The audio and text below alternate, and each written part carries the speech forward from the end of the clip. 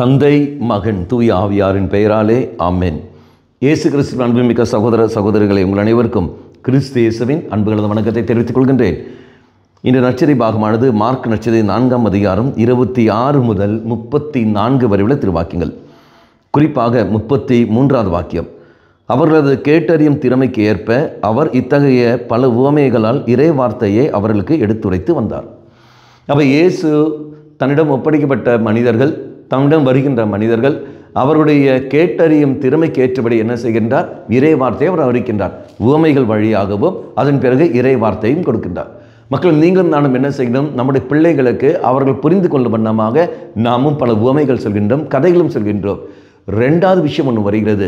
இயேசு உவமைகள் மட்டும் இல்லாமல் இறை வார்த்தை எடுத்து சொன்னார். ஆனால் நீங்களும் நானும் உவமைகளும் கதைகளும் சொல்கின்றோம் ஒழிய இறை வார்த்தை எடுத்து சொல்வதில்லை. மாறாக உலகத்தில் உள்ள தலைவர்களை அடையாளம் காட்டுகின்றோம், உலக தலைவர்களையும் அடையாளம் காட்டுகின்றோம். அவர்கள் இப்படி செய்தார்கள், நீ இப்படி வாழ வேண்டும், நன்மைகள் எடுத்து சொல்லி இப்படி போகின்றோம். ஆனால் தெய்வத்தை மையப்படுத்தி நீ நானும் சொல்வதில்லை, இறை வார்த்தையை எடுத்து சொல்வதில்லை.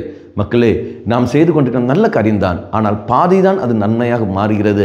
மீதியானது உலகத்தை மையப்படுத்தி போகிறது. நாம் செய்கிற அந்த உவமைகள், நாம் சொல்கின்ற உவமைகள் அது எல்லாம் நன்மையாக மாறட்டும். அதே சமயத்தில் அடுத்து வர பாதியானது தெய்வத்தை மையப்படுத்தி கொண்டு, இறைவார்த்தையை மையப்படுத்தி கொண்டு நம்முடைய பிள்ளைகளுக்கு நாம் கொடுக்கின்ற சமயத்தில் இதோ நம்முடைய பிள்ளைகள் அதுக்கேற்ற ஒரு வாழ்க்கை இதான் வாழ்வார்கள். எப்போ நாம் உலக தலைவர்களை மையப்படுத்தி வாழ்கிறோமோ, பிள்ளைகள் அந்த உலக தலைவனை மையப்படுத்தி கொண்டு அதுக்கேற்பட்ட உலகத்துக்கு முக்கியம் கொடுத்து போகிறார்கள். அதே சமயத்தில் நீங்களும் நானும் தெய்வத்தை மையப்படுத்தி வாழ்கிற பொழுது, தெய்வத்தை மையப்படுத்தி நாம் மற்றவர்கள் சொல்லிக் கொடுக்கின்ற பொழுது, அதே பிள்ளைகள் கடவுளை மையப்படுத்தி நல்ல ஒரு வாழ்க்கையை அது வாழ்வார்கள். கண்களை மூடிக்கொள்வோம்.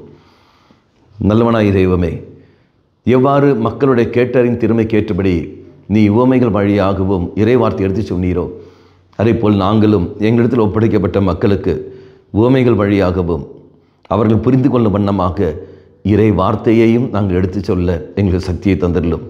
அம்மா மாதாவே, தெய்வ மாதாவே, எங்கள் மாதாவே, என் அன்னையே, விசேஷமாக எங்களுக்காக பரிந்து பேசும். ஆமேன். தந்தை மகன் தூய ஆவியாரின் பெயராலே ஆமேன்.